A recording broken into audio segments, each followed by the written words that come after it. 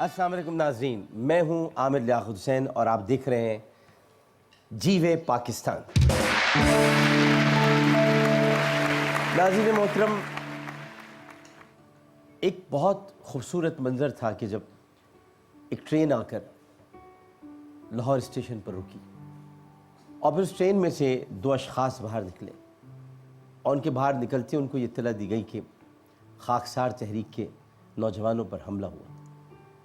वो शख्सियत ट्रेन से बाहर निकलती, उनके लिए एक हजूम था जमा। लाहौर के स्टेशन पर चारों तरफ लोग ही लोग थे। वो चाहते तो पहले उनसे खिताब करते, उनसे बात करते, लेकिन वो खाकसार तहरीक के ज़ख्मियों से मिलने के लिए अस्पताल पहुँचे और अस्पताल पहुँचने के बाद उनसे बात की, उनसे मिले, उनकी आदत की और उसके बाद फिर वो मीटिंग में आए, इजलास में आए। उन्होंने आकर कहा कि अब बहुत हो गया है, अब ये मामला ज़्यादा अरसे तक चल नहीं सकते, अब हमें फ़ैसला करना पड़ेगा। और आज शाम जो हम जलसा करने के लिए जा रहे हैं, बेगम मौलाना मोहम्मद अली जौहर को मुखातिब करते हुए उन्होंने कहा कि आपने नाम तजवीज़ कर देना आज। तो उस वक्त एक साहब उठे और उन्होंने कहा कि नाम तो मैंने भी एक सोचा है। उन्होंने कहा आप बताइए। उन्होंने कहा पाकिस्तान। उनके चेहरे पे मुस्कुराहट नमूदार हुई और उन्होंने कहा कि बस बेगम साहिबा आज पाकिस्तान कह देना है। और फिर 23 मार्च 1940 लाहौर का मिंटो पार्क, कायद आज़म मोहम्मद अली जिन्ना की तकरीर, लेकिन उस तकरीर से पहले शेर बंगाल मौलवी अबुल कासिम फजल हक़ ने करारदाद पाकिस्तान पेश की, जिसको करारदाद लाहौर कहा जाता है। और चौधरी खलीक़ुज़्ज़मा जो कि कायद आज़म के साथ ट्रेन से उतरे थे, उन्होंने इसकी तायीद की। लेकिन उनकी तकरीर से, शेर बंगाल की तकरीर से एक तकरीर पहले बेगम मौलाना मोहम्मद अली जौहर ने 1940 को ही बता दिया था कि नए मुल्क का नाम पाकिस्तान होगा। आप उसे करारदाद लाहौर कहें या करारदाद मिंटो पार्क कहें, मैं उसे करारदाद पाकिस्तानी कहूँगा, क्योंकि पाकिस्तान 1947 में मार्ज़ वजूद में आया है, लेकिन 1940 में बन चुका था। और आज यौम आज़ादी और यौम तक़सीम हिंद के बहुत खुशी होती है जब मैं लफ्ज़ बोलता हूँ, अल्फाज अदा करता हूँ, यौम तक़सीम हिंद, क्योंकि हमारे बुज़ुर्गों का नारा यही था कि बट के रहेगा हिंदुस्तान, लेके रहेंगे पाकिस्तान, सीने पे गोली खाएंगे, पाकिस्तान बनाएंगे। उन तमाम मुहाजिरों का यही नारा था जो पाकिस्तान हिजरत करके आए, और जब यहाँ पर आए तो उन्हें यहाँ पर पंजाबी, पख्तून, सिंधी, बलोच सब मिले, जिन्होंने उनको सीने से लगाया। और जब ये गुलदस्ता मुकम्मल हुआ तो इसका नाम पाकिस्तान।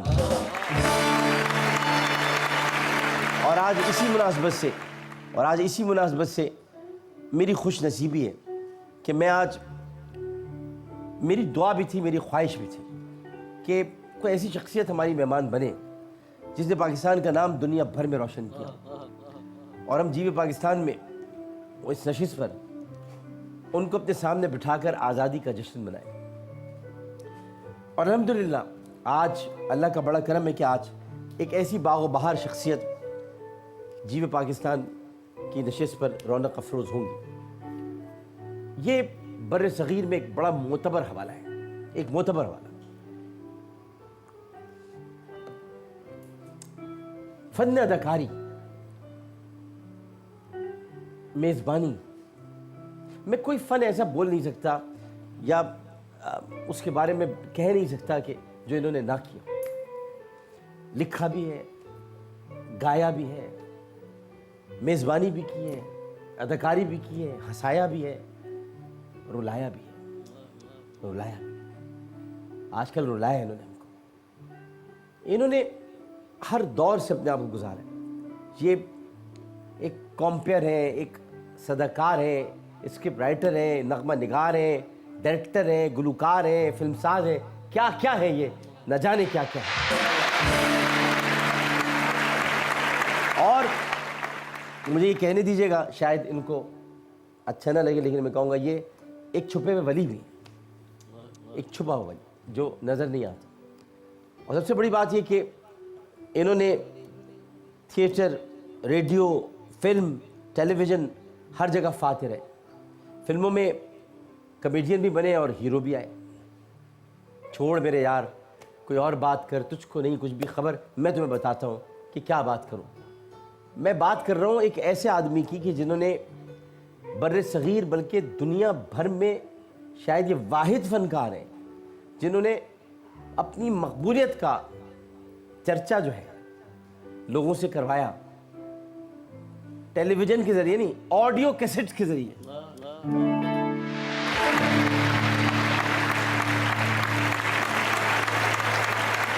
ऑडियो कैसेट से इन्होंने सब लोग टेलीविजन पे आके मशहूर होते हैं, स्टेज पे आके मशहूर होते हैं। ये आदमी तो नजर भी नहीं आ रहा था और मशहूर हो गया ऑडियो। और मैं कहता हूं कि इनकी कामयाबी के पीछे किसी डायरेक्टर का हाथ नहीं है, बल्कि उस साइंसदान का हाथ है जिसने वीसीआर इजाद किया।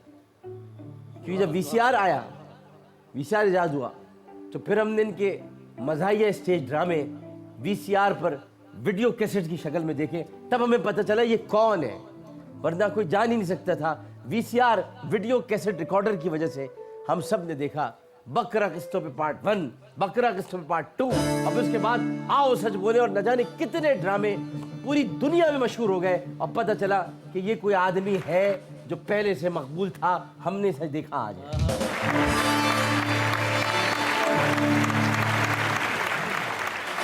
इन्होंने स्टेज के मजाक को इस एतबार से वक़ार बख्शा और टीवी के मजाक के बराबर ला खड़ा किया कि एक ऐसी शोहरत, एक ऐसी मकबूलियत इनको मिली कि आज टेलीविजन और फिल्म स्टार्स के लिए तरसते हैं आज इसके लिए। लोगों के चेहरों पर मुस्कुराहटें बिखेरना इनकी बहुत बड़ी नेकी है, और ये उस नेकी में कभी कभी पीछे कम नहीं रहा। इनका मुझे जुमला बड़ा, और मैं अक्सर अदा करता हूँ, मुझे आज इनके सामने कहते हुए बहुत फ़ख्र महसूस होता है और बहुत झुकाव भी कि आज अगर आमिर लियाकत जो कुछ भी है या जो कुछ भी जुमले अदा करता है वो इनकी वजह से अदा करता है।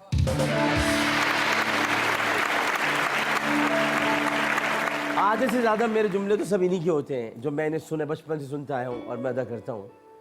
लोग इतराफ़ नहीं करते, मैं इतराफ़ करता हूँ कि मुझे बनाने में 90% इनका हाथ है। उन्होंने एक ऐसी सूरत हाल में, एक ऐसे वक्त में, यहाँ के जब शहर की सूरत हाल में, आज वो दौर थोड़ा बताना चाहूँगा। आज में थोड़ा तवील वक्त लगेगा क्योंकि आदमी एक ऐसे, हमने आज तक इतना तारुफ इसलिए कि ज़रूरत है आज तो, क्योंकि ये कोई आज हमारा गेम शो कोई ऐसा गेम शो नहीं है। गेम शो का मतलब ही है, गेम शो में इनाम नहीं मिलता, गेम शो में शख्सियत मिलती है। इनाम घर में मिलता है।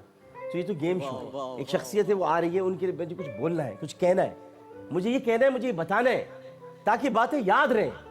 मैं कब इस दुनिया से चला जाऊं, किसका वक्त कब आ जाए, अल्लाह ताला इन्हें सलामत रखे, मेरी उम्र भी इनको लगा दे। लेकिन ये अल्फाज लोगों के जहनों में रहने चाहिए कि जब यहाँ के शहर की सूरत हाल से घबराए हुए थे, उकताए हुए थे, डरे हुए थे, सहमे हुए थे, ऐसे हालात में अपने मखसूस अंदाज से लोगों को इस आदमी ने हंसाया है।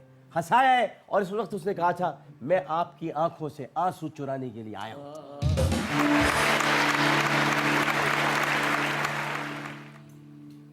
इनका मास्टरपीस शाहकार बकरा किस्तों पर जब मंजर आम पर आया तो इन्होंने सिर्फ 2 रोज में से तहरीर की। कब, कितने? 2 रोज यार, 2 रोज। तालियां होनी चाहिए इस बात पे यार। और फिर स्टेज ड्रामे ने पाकिस्तान और भारत में नहीं बल्कि दुनिया भर में धूम मचा दी। और बहुत सारे ऐसे लफ्ज़ जो कि मजाक हमारे यहाँ तो अब सेंस ऑफ ह्यूमर नहीं रहा है। वो एक ज़रा सा हमने मजाक किया था, उसके बाद पूरी दुनिया तो उसमें सीख पाओगे। इन्होंने सिर्फ स्त्री लफ्ज़ को ऐसा मकबूल कर दिया था कि लोग स्त्री मांग रहे हैं एक दूसरे से, वो समझ में नहीं आ रहा कि स्त्री तो भारत में किसको कहते हैं स्त्री। तो इस वजह से अगर आप लोगों को याद हो तो इसी वजह से इन्होंने धूम मचा दी। और फिर उसके बाद दूसरा पार्ट रिलीज़ हुआ और फिर अमिताभ बच्चन की शहंशाह रिलीज़ हुआ। मैं ज़रा आपको इसमें कुछ बताना चाहता हूँ। जब इनके बकरा किस्तों पर पार्ट 2 रिलीज़ हुआ तो अमिताभ बच्चन की फिल्म शहंशाह रिलीज़ हुई अंधेरी रातों में सुनसान राहों पर। तो लोगों ने देखा कि शहंशाह में लोहे का हाथ भी अपनी फिल्म को टूटने से न बचा सका, बकरा किस्तों के सींग ने उसको तोड़ के रख दिया। और उसके बाद इन्हें किंग ऑफ कॉमेडी का खिताब दिया गया। इन्होंने अपने फ़नी सफ़र में, जिसे बिलाशुबा फ़नी सफ़र भी कहा जा सकता है, फ़नी को फ़नी भी कह सकते हैं, इसका आगाज़ 1974 में 1974 जनाब 1974 पैदा हुए मुझे 2 साल हुए थे। 1974 में 3 साल हुए थे। स्टेज ड्रामा डॉली लिखकर किया और अब तक 200 से ज़ायद स्टेज ड्रामों में परफॉर्म कर चुके हैं। इनके मकबूल ड्रामों में बकरा किस्तों पर 4 पार्ट्स के साथ 1 2 3 4 बकरा किस्तों पर, बुड्ढा घर पर है, लाल किले की रानी, लालू खेत का राजा, यस सरीत नो सरीत, उमर शरीफ हाजिर हो, दुल्हन में लेकर जाऊंगा, नई अम्मी पुराना अब्बा, शादी मगर आजी, मामू मजाक मत करो, समद बॉन्ड 007, फ्लाइट 420, उमर शरीफ इन जंगल, अकबर आजम इन पाकिस्तान, बेबी समझा करो, ये तो हाउसफुल हो गया, अंगूर खट्टे हैं, हम सब एक हैं, सलाम कराची और मिस्टर चार्ली इन कराची शामिल हैं।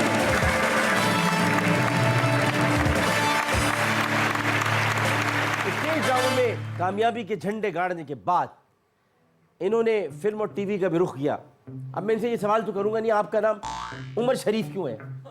उन्होंने भी जवाब बड़ा अच्छा दिया, भाई बाबा शरीफ थे तो शरीफ रख दिया नाम।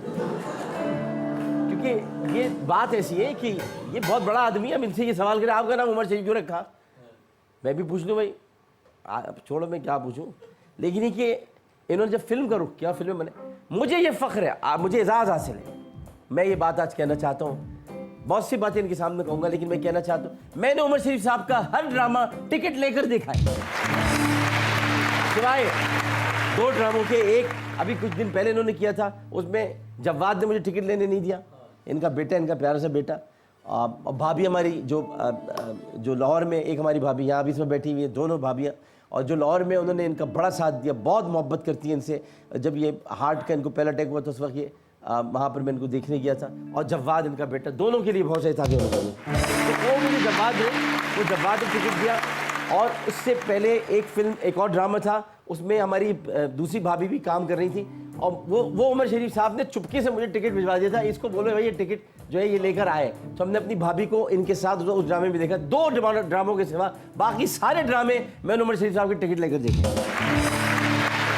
और इसके अलावा मिस्टर 420 और मिस्टर चार्ली, दोनों फिल्में मैंने प्रिंस सिनेमा में जाकर टिकट लेकर देखी, प्रिंस में लगी थी दोनों फिल्में। और उसके बाद आप इनके मशहूर जो शोज़ हैं उनमें 50-50, आप हिप हिप हुर्रे, पर्दा ना उठाओ, उमर शरीफ का मुकाबला उमर शरीफ और दी शरीफ शो शामिल है। 1992 में इन्होंने बतौर अदाकार, बतौर मुसन्निफ हिदायतकार फिल्म मिस्टर 420 बनाई। बड़ी ज़बरदस्त फिल्म थी, दीबा साहिबा का उसमें किरदार, बड़ा शानदार किरदार। मैंने उसको 2 उमर शरीफ थे उसमें, और उसके बाद ये बहुत कामयाब रही। और पहली फिल्म में 2 नेशनल अवार्ड और 4 निगार अवार्ड एक साथ हासिल। क्या गाने थे उसके, वो सारे गाने इंडिया में चोरी करके बनाए गए, और ये गालिबन पाकिस्तान के वाहिद अदाकार हैं जिन्होंने 4 अवार्ड एक साथ हासिल किए हैं। इसके अलावा मिस्टर चार्ली वो बड़ी कामयाब रही। और उसके अलावा जिन फिल्मों में इन्होंने फ़न के जौहर दिखाए उनमें मिस फितना, हिसाब, दुश्मनों के दुश्मन, छुपे रुस्तम, झूठे, रईस, रानी बेटी राज करेगी, नहला जहला, मस्ताना, माही, बहरूपिया और दुनिया मेरी जेब में शामिल है।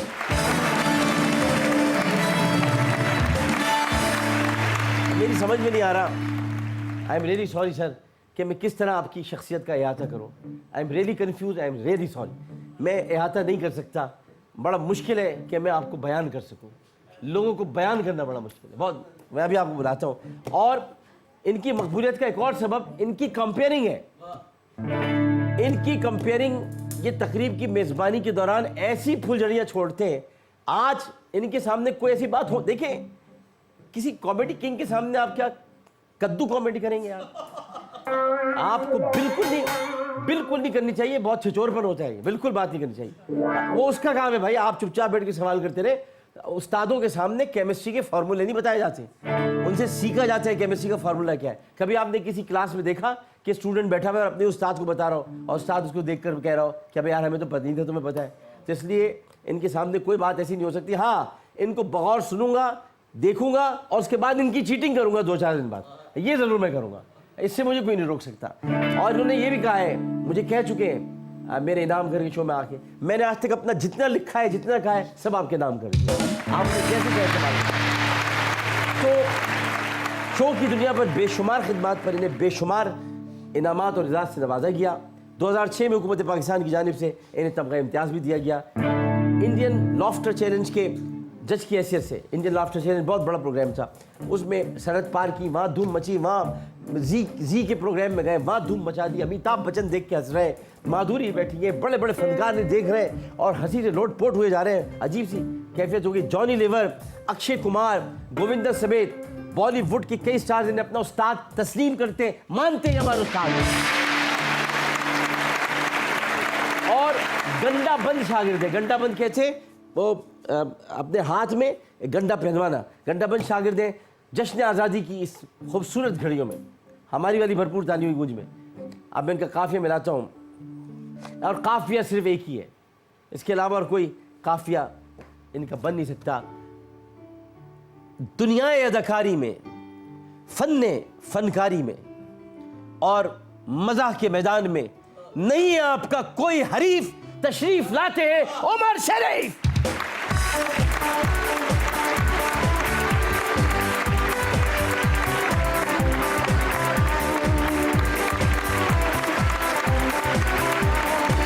अस्सलाम वालेकुम। वालेकुम अस्सलाम। कैसे मिजाज हैं आपके? अल्लाह का बड़ा एहसान है, शुक्र है अल्लाह सबसे पहले तो आपका बहुत बहुत शुक्रिया कि आज आप हमारी इस खुसूसी नशरियात में, जो कि आज यौम पाकिस्तान के मौके पर है, यौम आज़ादी के मौके पर, यौम तक़सीम हिंद के मौके पर है, आप तशरीफ़ लाएँ।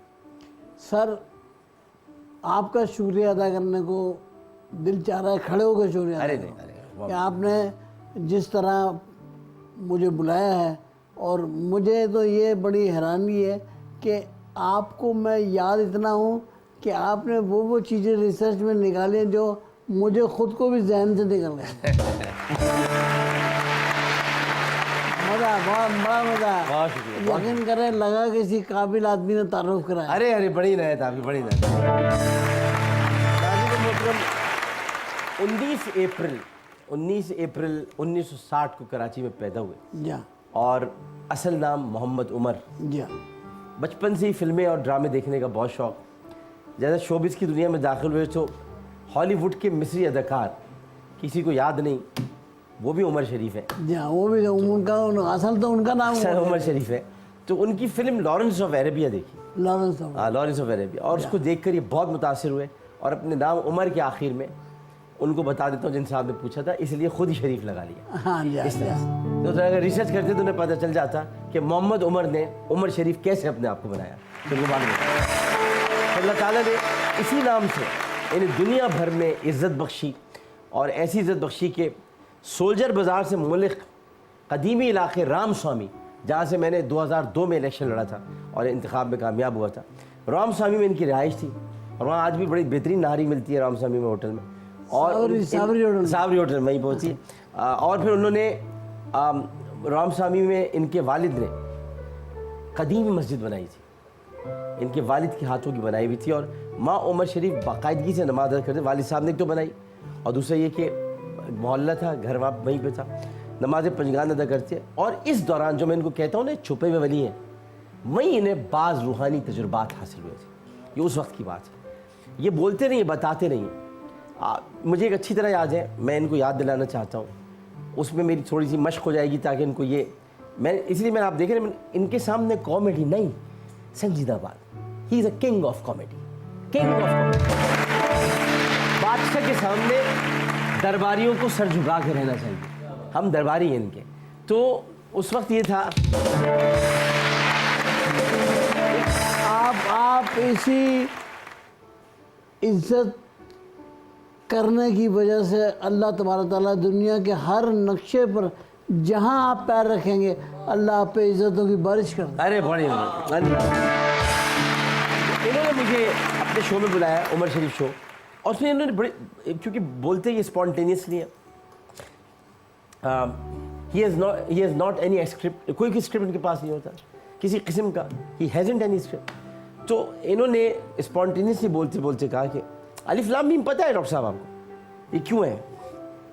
मैंने नहीं उमर भाई पता नहीं, अलिफ लाम मीम ज़ाहिर है हुरूफ मुक़त्तआत है, उनमें शामिल है, इसका मतलब तो नहीं पता। कहते पता मुझे भी नहीं है, लेकिन मैं ये समझता हूँ, अब देखिए आजिज़ी और इनकी सारी देखिए कि पता मुझे भी, लेकिन मैं ये समझता हूँ कि अलिफ का मतलब है अल्लाह, लाम है ला इलाहा इल्लल्लाह, और मीम है मोहम्मद। बस अल्लाह, ला इलाहा इल्लल्लाह और मोहम्मद, यही तब तो कुछ दुनिया में, और उसके अलावा क्या है? तब मैंने सोचा ये उमर शरीफ इस किस्म की बातें, और फिर उसके बाद इनकी बातों का ऐसा सिलसिला निकल पड़ा कि मैंने दरियाफ्त कर लिया, he is not only Umer Sharif, ये एक अंदर से छुपा हुआ वली है जो बता नहीं रहा कि ये क्या है। इसके अंदर बहुत कुछ रूहानी चीज़ें मौजूद हैं, लेकिन ये कुछ लोग होते हैं जो रूहानियत का लिबादा ओढ़े हुए होते हैं, लेकिन दुनिया में दुनियावी शक्ल में घूमते हैं ताकि उन्हें कोई पहचान ना सके। उमर शरीफ उन्हीं लोगों में से। ये 4 साल के थे। आप मेरी सारी बात खोल के रख दे यार। नहीं, 4 साल के थे जब इनके वालिद का इंतकाल हो गया था, और ख़ानदान मुआशी मुश्किलात का शिकार हो गया। इनकी दो बहुत बड़े जल्दी में था मेरा, 4 साल का था मैं। 4 साल का। कोई कीमती बात करते, कोई मसला समझाते, और वो जल्दी में थी कि उनको ये अंदाज़ा हुआ कि यार ये बच्चे बहुत छोटे हैं, इस उम्र में इनको छोड़ के जाना ज़रा अच्छा नहीं लग रहा, लोग क्या कहेंगे। देखिए आपके बाप के वालिद के, ही इज़ द मैन जो कहता है कि ट्रेजिडी में बेहतरीन कॉमेडी हो सकती है। अब आप देखें, ये कोई, अब ये सीखे, इसलिए आज सीखने का दिन है, ये भी सीखिए कि इंतकाल में, वालिद के इंतकाल को भी किस तरह बयान किया है। बहुत जल्दी में थे, मैं, हम लोग छोटे छोटे थे, मैं छोड़ के चले गए, जल्दी मतलब बयान भी कर दिया और ये बता दिया, सारी कहानी बता दी कि हम कितने माशी मुश्किलात के शिकार थे, हम कितने छोटे थे, कि हम कैसे कमाते, कैसे हमारे 2 भाई फिर सेल्समैन बने, फिर उसके बाद जो है वो दिन रात मोहल्ले में मैं लोगों की नकलें उतारता था, और फिर उसके बाद एक फ़कीर आता था, मैं उसकी नकल भी उतारा करता था। इस तरह हमने कुछ अपना कमाया, और फिर बहरहाल मोहल्ले वाले इनके टैलेंट के कायल हो गए। आगे की कहानी आगे आपको सुनाता हूँ कि ना अपनी ये ख्वाहिश से आए और ना ही ये इत्तेफाक से आए, ये इस फील्ड में अल्लाह की रज़ा से आए। कैसे? एक वक्फे के बाद हाजिर होते हैं, जीवे पाकिस्तान।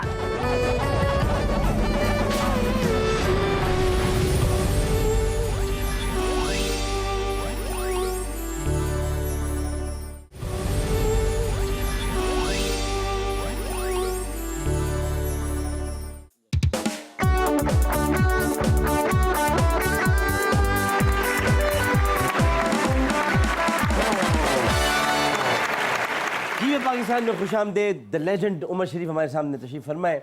तो मैं अर्ज़ कर रहा था कि ये अल्लाह की रज़ा से इस फील्ड में आए। उससे पहले मैं इज़हार ताज़ियत भी करना चाहूँगा कि इनकी साहबजादी अभी दुनिया में नहीं रही हैं, और जब मैं ये कह रहा था कि इन्होंने इस बारे में बहुत रुलाया है, तो रुलाने से मुराद यही थी कि जब ये रोते हैं तो हम भी रोते हैं, और जब ये हंसाते हैं तो हम सब लोग हंसते हैं।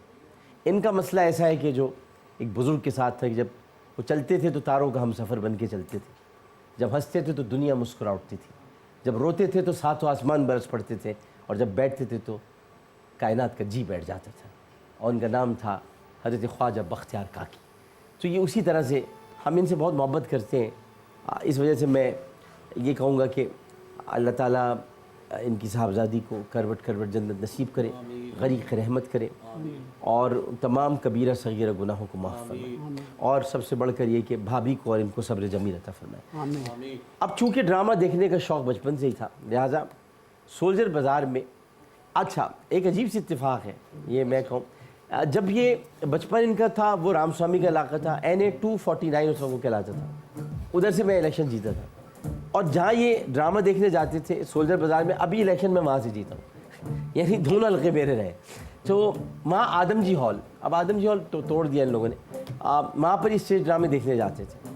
उन्हीं दिनों की बात है कि एक स्टेज ड्रामा आदम जी हॉल में हुआ था, मगर ड्रामे के अहम किरदार पटेल साहब जो गुजराती आर्टिस्ट थे, उनकी बीवी का उस रोज़ इंतकाल हो गया। अब शाम 5 बजे यानी वो चले गए। अब 2 घंटे ड्रामे बाकी थे। अब ये ना इत्तेफाक है ना ये शौक़ है, ये अब देखिए कैसे अल्लाह की रज़ा होती है। 2 घंटे बाकी थे। इन उस्मान मेमन ने बताया कि भाई 14 साल लड़का है, 14 ईयर्स, और बहुत बासलाहियत है, और उसको ज़रा बुला लो किसी तरह। तो उमर शरीफ को बुलाया गया। 14 साल के थे उस वक्त। मेकअप के दौरान उन्हें 30-40 सफ़ात का पुलंदा पकड़ा दिया, और समद यार खान घबरा रहे थे कि इन्होंने ड्रामे से कबल अनाउंस भी किया था कि 2 घंटों में आर्टिस्ट तैयार हुआ है स्टेज पर जाने से पहले। अब 14 साल का उमर शरीफ, उसके दिल की धड़कन बहुत तेज़ हो गई, और जोशी का किरदार था वो जो इनको अदा करना था, और 14 साल के थे। अब जंतर मंतर पढ़ते हुए गए, और जंतर मंतर पढ़ते गए। टोटल 3 एंट्रियाँ थी इनकी, 3 मरतबा इनको आना था। पहली एंट्री में उमर शरीफ ने मैदान मार लिया, और फिर उसके बाद देर तक तालियां बजती रहीं, और यहीं से उमर शरीफ की शक्ल में दुनिया को अजीम फनकार मिला। वो जो तालियां पहली एंट्री पर बजी थी, अभी लास्ट एंट्री आई नहीं है, मगर तालियां बजे जा रही हैं, बजे जा रही हैं। 5000 नकद, होंडा 50 और 1 साल पेट्रोल मुफ्त यूसुफ मिला था नहीं। ये उनको स्टेज ड्रामों में का उसके बाद फिर काम मिला, और जिस हॉल में दाखिल होने के लिए घंटों इंतजार किया करते थे, वो हॉल आदम जी हॉल उमर शरीफ का मुस्तकिल हिस्सा बन गया। इब्तिदाई तौर पर इनको मुतारिफ कराने वालों में इसहाक देलवी साहब का नाम भी आता है, और ये उनके तहे दिल से हमेशा एहसानमंद रहे। फिल्म स्टार मुनव्वर ज़रीफ साहब को ये अपना रूहानी उस्ताद मानते, और मुनव्वर ज़रीफ साहब से कभी मिलने नहीं गए। उनसे मिलने होटल गए थे, लेकिन मुलाकात नहीं हो सकी थी, मिल नहीं सके। समदियार खान जी, उनका जिक्र किया मैं। और जब शोहरत के उसूल के बाद पहली बार लाहौर गए, तो दाता साहब और बुजुर्गान दीन के मज़ारात की ज़ियारत के दौरान रात 2 बजे मुनव्वर ज़रीफ की घर पर हाज़िरी दी। उनके कमरे की दीवार को चूम कर आए, चूम कर आए, और आज भी दुआ में उनको याद रखते हैं। वो ऐसे फनकार हैं मुनव्वर साहब,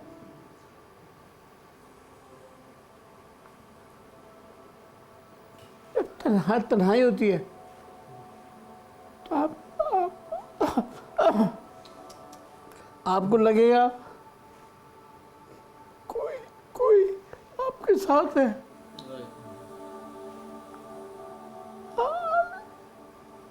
अंधेरा है तो आपको लगेगा कोई रोशनी है, धूप है तो आपको लगेगा कोई साया है,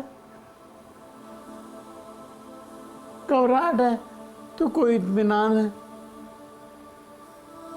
कोई प्यार है, कोई शफकत है, कोई एहसास। वो है मुनव्वर ज़रीफ साहब। उसके साथ भी मैंने नहीं देखा, और ना मुझे अच्छा लगा कुछ। और सब बड़े बड़े हमारे मुल्क के हर फनकार अजीम हैं, हर बड़े बड़े फनकार हैं, मगर मुझे इतना अच्छा कोई नहीं लगा जितना मुझे मुनव्वर ज़रीफ साहब लगे। मैं हमेशा उन्हें साहब कहता हूँ, जैसे मैं हमेशा आपको आमिर लियाकत साहब कहता हूँ। क्यों कहता हूँ? क्योंकि आप में भी एक सिफ्त है ये वाली कि आप भी लोगों को बता के खुश होते हैं। आप लोगों को बता के खुश होते हैं। जो लोग लोगों को बता रहे होते हैं, दरअसल वो अल्लाह की तारीफ़ कर रहे होते हैं। वो अपना नहीं बता रहे होते, ना किसी और का बता रहे होते, वो अल्लाह के बता रहे होते हैं कि भाई देखो इस शख्स को भी मेरे रब ने बनाया है। वाह वाह वाह, सुभान अल्लाह, सुभान। ये है बात, यही बात है, खुदा की कसम यही मेरे दिल में बात है कि इसको देखो, इसको अल्लाह ने बनाया, ये अल्लाह की तख्लीक है, इसलिए इसकी तारीफ़ करो। इसकी तारीफ़ करने का मतलब ये नहीं है कि आप इसकी तारीफ़ कर रहे हैं। उमर शरीफ की तारीफ़ करने का मकसद है अल्लाह की तारीफ़ करने का। अल्लाह तूने उमर शरीफ बनाया। बहुत बहुत शुक्रिया सर, आपने मेरे दिल की बात कह दी सर। ये हकीकत भी है, मेरे अंदर ये बात है तो मैं कह पाया हूँ, वरना मुनाफिकत में ये बात निकलती नहीं है मुँह से। ये एक आदमी है ही नहीं अब दुनिया में, उसकी तारीफ करना। और कुछ को मैंने खुद भी मुनव्वर ज़रीफ साहब को देखा नहीं आज तक जिंदा। हाँ हाँ हाँ मैंने उनको नहीं देखा है। हाँ। और ये लगा एहसान अदा करता हूँ कि मैंने आपको जिंदा देखा और आपने मुझे जिंदा देखा। अल्हम्दुलिल्लाह अल्हम्दुलिल्लाह अल्हम्दुलिल्लाह अल्हम्दुलिल्लाह। करम है उसका। अरे मैं इतने जिंदा दिल हैं ये, मैं एक बात और ज़िंदगी की बात हो रही, इतने जिंदा दिल हैं कि अपने और फ़न से अपने इतने मुखलिस हैं। मुझे अच्छी तरह याद है, मैं नहीं भूल सकता कि आर्ज़ क़ल्ब इनका जब हुआ तो ये बाईपास के लिए लाहौर में ये इनको हॉस्पिटल में दाखिल किया गया। आधे घंटे के बाद, जब मैं मिलने के अंदर गया, आधे घंटे बाद पता चला, भाई ने बताया कि नर्स ऐसी मजाक कर रहे थे आधे घंटे के अंदर। इसको कहते हैं जिंदा दिली, कि अभी आधे घंटे बाद नर्स ऐसी मजाक शुरू, मतलब जिंदा दिली इनके ऊपर गालिब थी। 12 साल यानी कब जो है वो वालदा का इंतकाल हुआ, अब 12 ईयर्स बीत गए हैं। और इनकी अपनी वालदा से मोहब्बत बहुत मिसाली है, बहुत मिसाली मोहब्बत है। जब तक वो हयात रहीं, उमर शरीफ का मामूल था कि वो उनकी कदम बोसी के बग़ैर घर से बाहर नहीं निकलते थे। जब तक कि माँ के पाँव न चूम लें, कदम बोसी न कर लें, घर से बाहर नहीं निकलते थे। और सबसे बड़ी बात ये कि मैं डॉक्टर साहब एक लफ्ज़ बढ़ा जी देता जी हूँ। जी जी चूमना तो बहुत मुकद्दस नाम होता। मैं ऐसे अम्मी के तलवे चाटता था। अल्लाह अकबर अल्लाह अकबर। तो मैं कहता था ये अल्लाह के रसूल ने फरमाया, तुम्हारे नीचे, तुम्हारे पैरों के नीचे जन्नत है तुम्हारी माँ की, और तुम अपनी माँ की जन्नत के हसूल को अगर चाहते हो कि उसे हासिल करो तो इसको इतना खुश रखो, इतना खुश रखो कि ये खुद तुम्हारे लिए जन्नत की दुआ बन जाए। और मेरी अम्मी रात को 2 बजे 3 बजे में आता था, आते के साथ ही उनके पैर दबाता था और वो नींद में कह रही होती थी, अल्लाह तुझे खुशियाँ दे, अल्लाह तुझे इज़्ज़त दे, अल्लाह तुझे अल्लाह उरूज दे, अल्लाह। जो वो दुआएं करती थी मैं आमीन कर करके वो लेता रहता था। तो मैं हर बच्चे से यही कहूँगा, तुम्हारी जन्नतें, तुम्हारे ख़जाने, तुम्हारी मोतियों की मालाएँ, तुम्हारी हूरें तुम्हारे घर में तुम्हारी माँ के पैर के नीचे हैं। कहीं मत जाओ, अपनी माँ के पैर पकड़ लो बस। और यकीन करो, नमाज पढ़ो बेटा, नमाज। मैंने नमाज इतनी पढ़ी है कि मुझे एक ज़माने में ये एतबार था, आज तो खैर एतबार नहीं है, यकीन है क्योंकि मैं उस कैफियत से गुजरा हूँ कि अल्लाह ने मुझे हर चीज़ नमाज के बदले में दी है। अल्लाह अल्लाह अल्लाह अल्लाह हर नमाज, हर चीज़। आज मैं यकीन करें आमिर भाई, आपको बता रहा हूँ, अल्लाह मेरा गवाह है, सीने पे हाथ रख के कह रहा हूँ, मैं आंख बंद करता हूँ, मैं मक्के में खड़ा होता हूँ, खाना काबा के सहन में, सुभान सुभान बाखुदा सुभान बाखुदा खड़ा होता हूँ। बेशक मुझे यकीन है, मुझे और वहाँ मेरा सजदा होता है और फिर वहाँ मैं नमाज़ पढ़ता हूँ, सलात तस्बीह पढ़ता हूँ। आप लोग भी सलात तस्बीह ज़िंदगी में ज़रूर पढ़ें। ये नबी करीम हज़रत मोहम्मद मुस्तफ़ा सल्लल्लाहु अलैहि वसल्लम ने अपने चचा को हज़रत अब्बास मोहब्बत में वो तस्बीह अता फरमाई, सिखाया था, सिखाया भी उनको कि इस तरह पढ़ो। और फिर उन्होंने हज़रत अब्दुल्लाह इब्न अब्बास फिर उन्होंने हज़रत अब्दुल्ला को सिखाया और इस तरह से ये तस्बीह का सिलसिला चला। और अल्लाह ने इतना मेरे में रवानी दी पढ़ने की कि मैं 30 से 35 मिनट में सलात तस्बीह पढ़ता था, जो कि 1.5 घंटा लगता है लोगों को, 1.5 घंटा लगता है, 40 मिनट 35 मिनट पूरी तस्बीह। ये बड़ी बात है, इसमें मतलब आप इसमें उसमें इतने मुश्ताक हो चुके हैं कि अब आपके लिए कोई मसला नहीं। अच्छा, अम्मी के नाम पर इन्होंने माँ अस्पताल भी बनाया और ये माँ से मोहब्बत इनकी औरंगी टाउन में। और उसके बाद फिर माँ, सबसे बड़ी बात है कि गरीबों मुस्तहिक़ों का मुफ्त इलाज। और फिर उन्होंने अपनी बेटी ज़ाहिर की, जो मैंने बताया आपको कि हेरा का सदमा साहब। थोड़ा आगे बढ़ते हैं क्योंकि ज़ाहिर की बातें ऐसी हैं, ज़रा कसौटी की तरफ बढ़ते हैं। कसौटी की तरफ आ जाते हैं। आइए ज़रा बताइए ज़रा कसौटी। हाँ जी उमर शरीफ साहब, इधर सामने आपने देखना है, इधर इधर। इसमें ये खाना है, हादसा है, मकाम, वाक़या, शख्सियत। क्या करेंगे? शख्सियत शख्सियत। शख्सियत, ठीक, शख्सियत हो गई। अच्छा, शख्सियत हयात नहीं है, जिंदा नहीं है और मर्द है। अब आपने 10 इशारे मुझसे पूछने हैं, आपने 10 सवालात आप मुझसे कर सकते हैं कुछ जहन में लाकर, हो सकता है आप वहाँ तक पहुँच जाए। मर्द है, हयात नहीं है, ये तो मैंने हुआ। तहरीक पाकिस्तान से ताल्लुक़ है और तहरीक पाकिस्तान से ताल्लुक़ है कायद-ए-आज़म के साथियों में। अब मैंने आपको यहाँ तक बता दिया। अब आप मुझसे 10 सवाल कर सकते हैं और वो 10 इशारे हैं और मैं फिर आपको आपने कोई शख्सियत पूछी है, ऐसा ना हो कि उसमें वली की सिफ्त ना हो। हो नहीं सकता।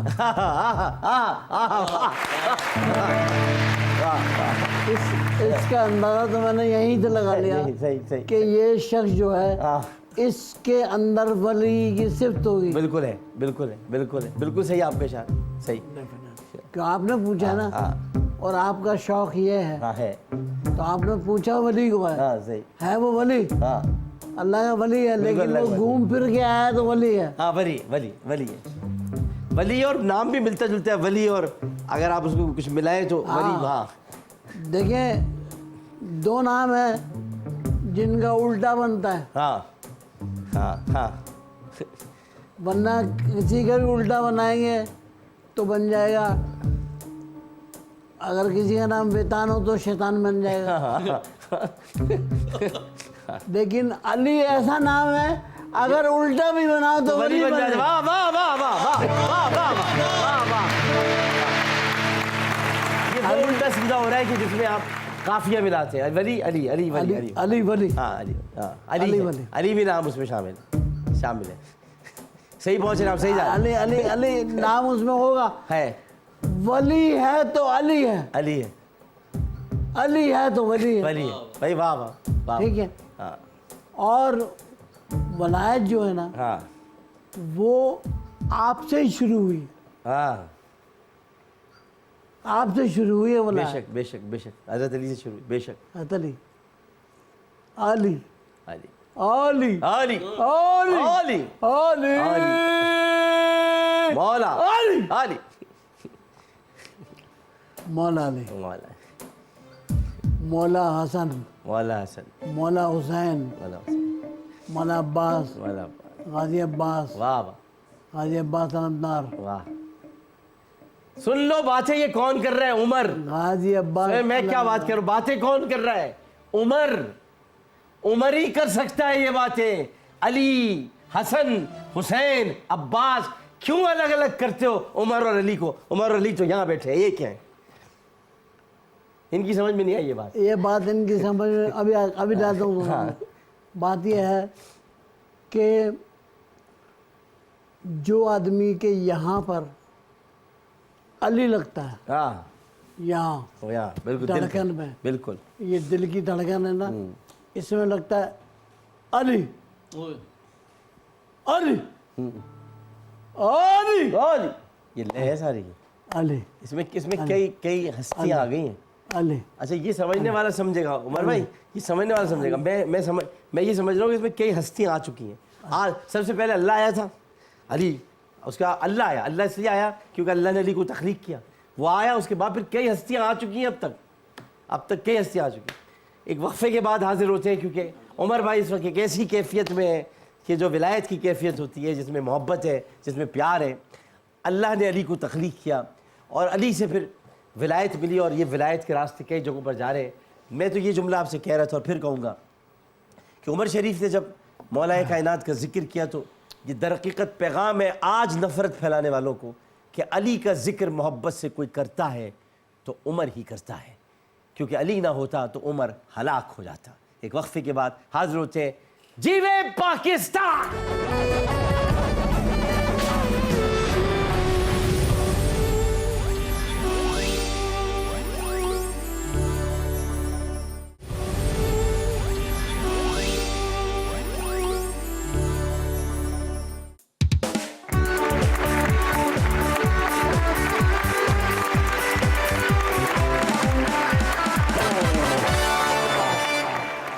खुश आमदेद जीवे पाकिस्तान में उमर शरीफ, द वन एंड ओनली, जो पाकिस्तान में मौजूद हैं, बल्कि मैं कहता हूँ दुनिया में अल्लाह ताला ने इनको एक तोहफे की शक्ल में पैदा किया और वो यहाँ पर हैं। अभी आपने देखा वक्फे से पहले कि किस तरह से मौलाए कायनात शेर खुदा हैदर कर्रार हज़रत अली मुर्तज़ा करमल्लाहु वजहुल करीम, उनकी इन्होंने सिर्फ उन्हीं के नाम से दिल की धड़कन से उसकी लय मिलाते हुए शान बयान की, और उस शान में अली के साथ एक ऐसा लफ्ज़ पहले जुड़ता है कि जो अली ख़ुद बता रहे हैं कि मेरा खालिक है, और वो है अल्लाह। अल्लाह जुड़ता है इसलिए कि अल्लाह तो पहले से ही मौजूद है, उसे ना फ़ना है, वो सिर्फ बका ही बका है। तो इसीलिए वो पहला लफ्ज़ इसलिए आता है कि मौलाए कायनात ख़ुद बता रहे हैं कि मैं, अल्लाह ताला ने मुझे तख्लीक किया, लिहाजा मुझे कभी खुदा मत कहना, मुझे कभी खुदा मत कहना, मुझे अल्लाह ने पैदा किया है। उसके बाद उन लोगों, उन हस्तियों के नाम आते हैं जो मौलाए कायनात से जुड़े हुए हैं। तो ख्वाजा हसन बसरी से शुरू होते हैं, ख्वाजा हसन बसरी से शुरू होते हुए वो फिर कहाँ तक सिलसिला पहुँचता है जो अभी तक रुका नहीं है, चलता रहेगा, कोई ना कोई आता रहेगा, कोई कुतुब, कोई अब्दाल, कोई वली। उसमें उनके बच्चे पहले शामिल हैं जो कि इमाम हसन, इमाम हुसैन और मौला हज़रत अब्बास, उन सब का जिक्र। वो जाहिर है कि ख़ानदान बच्चे हैं, वो तो हैं ही, लेकिन एक सिलसिला जुड़ा हुआ है विलायत का, और वो जुड़ते जुड़ते अब रहमत पर आ गया, क्योंकि अब मौलाए कायनात को विलायत मिली है अल्लाह के दर से, और अल्लाह के दर से मौलाए कायनात को रहमत मिली है। और रहमत कौन है, वो उमर शरीफ साहब ज़्यादा जानते हैं कि रहमत किसको कहते हैं, कौन है रहमतुल लिल आलमीन, किनको अल्लाह ताला ने रहमत कहा, तो वो भी इस नाम के साथ जुड़ा हुआ है। हज़रत मोहम्मद मुस्तफ़ा सल्लल्लाहु अलैहि वसल्लम को रब ताला ने जब दुनिया में भेजा नहीं था, हाँ, वो तब भी अपने महबूब की कसम खाता था, आह, क्योंकि वो तो जानता था हाँ, कि ये मेरा महबूब है और कहाँ है, हाँ, जानता था, जानते हैं, अल्लाह जानता है हाँ, बेशक, मेरे महबूब कहाँ है। और यही वजह है कि उन्होंने अल्लाह के रसूल हज़रत मोहम्मद मुस्तफ़ा सल्लल्लाहु अलैहि वसल्लम को अपनी आँखों में लाकर ये बात दुनिया को सुनवाई कि मेरे मोहम्मद सल्लल्लाहु अलैहि वसल्लम, मेरे मोहम्मद दुनिया की वो हस्ती हैं जिन्हें रसूल करीम हज़रत मोहम्मद मुस्तफ़ा सल्लल्लाहु अलैहि वसल्लम का महबूब होने पर नाज है। वाह वाह वाह वाह वाह, कि वो अल्लाह के महबूब हैं, सुभान सुभान, महबूब के महबूब हैं, महबूब के महबूब, अल्लाह का महबूब। हाँ, इसका मतलब ये कि रहमत आ गए, अली आ गए, अली आ गए। अब आपने तकरीबन आधा नाम तो आपने पूरा कर लिया है। देखें जी क्या है हाँ, कि मौला अली के साथ इतनी मुशाहबतें हैं हाँ, कि अली हैं तो हसन हैं, हाँ, हुसैन हैं, सैयदा फातिमा ज़हरा हैं, तारा तैयबा, हाँ, हज़रत बीबी ज़ैनब हैं, हाँ, हज़रत इमाम हसन, इमाम हुसैन, गाजी अब्बास अलमदार, हाँ, अलमदार हैं। अब मसला ये है कि देखें ये इन्होंने क्या बताया, अब मैं आप इसको एक्सप्लेन करता हूँ। एक्चुअली उमर शरीफ साहब शख्सियत तक तो पहुँच गए, लेकिन अब जो मैं भी कुछ सीखा हूँ और वो मैं जो उनसे सीखा है भी मैं आपको बताना चाहता हूँ। शायद मैंने किसी दिन पहले भी कहा था, आज फिर कह देता हूँ, पाकिस्तान एक्चुअली पंजतन का सदका है।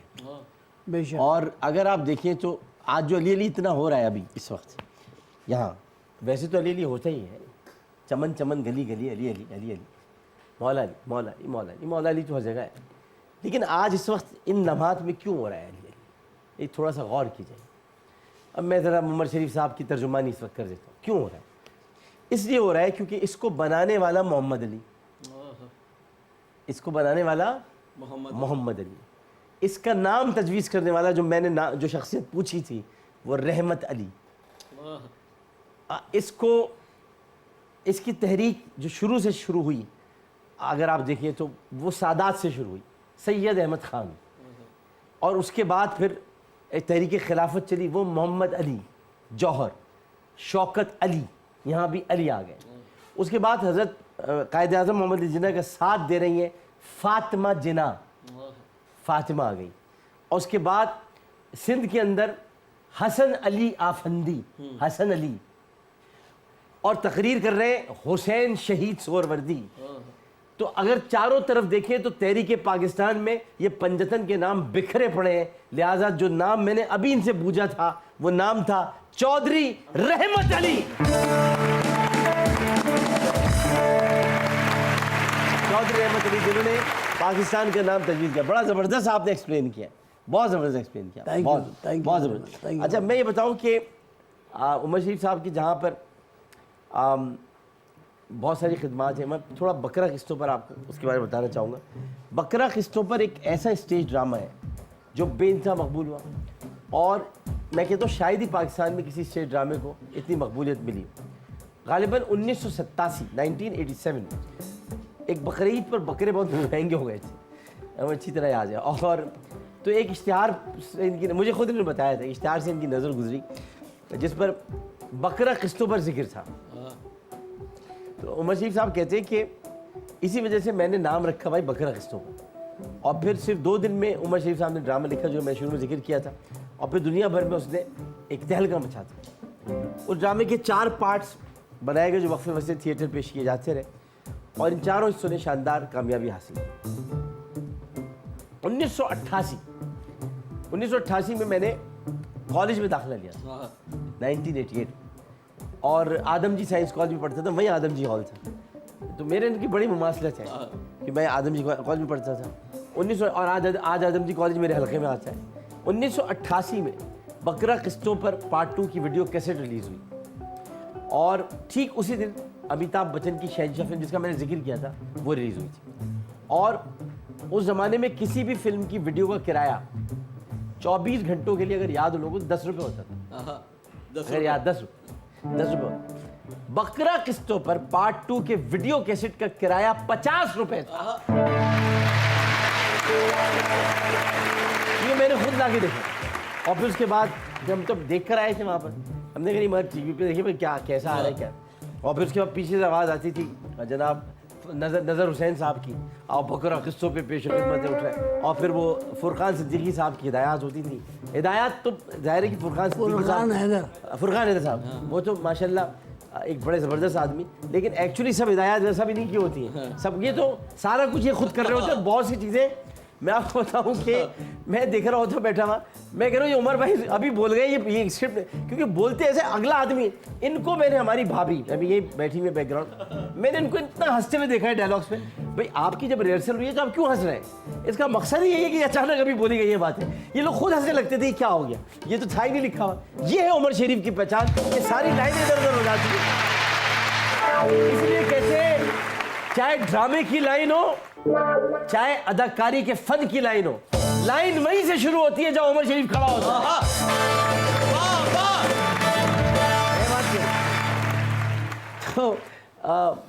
तो हमारी यहाँ जरीन भाभी मौजूद है। ऐसे ही था ना जरीन भाभी, कई दफ़ा हंसी इस बात है। और मैं कह रहा हूँ जरीन भाभी क्यों हंस रही है भाई, ये तो इनकी रिहर्सल हुई होगी, ये क्या है, ये क्यों हंस रहे? तो ऐसा हंसे जा रही हो, मुंह पीछे करके हंस रही है। इसका मतलब ये कि अभी अभी कहा है इन्होंने। और ऐसे ऐसे जुमले मुझे ज़ेबा शहनाज साहिबा का याद है, वो कुछ बात में बोले जा रही थी, उन्होंने कहा चुप कर, तू तो बच्चों को खाती है।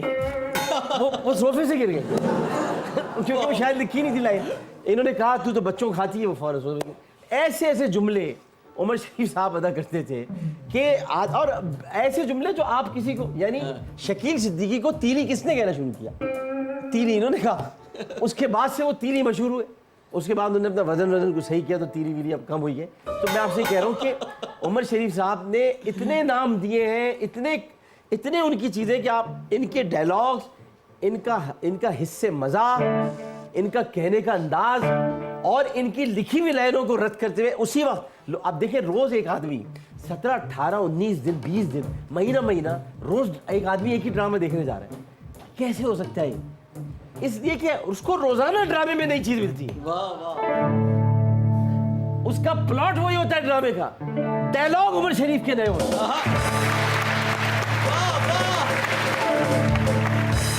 1991 में। आप ड्रामे में कोई पीएचडी कर रहे हैं, बिल्कुल सही आपने पकड़े, बात बिल्कुल सही पकड़े आप।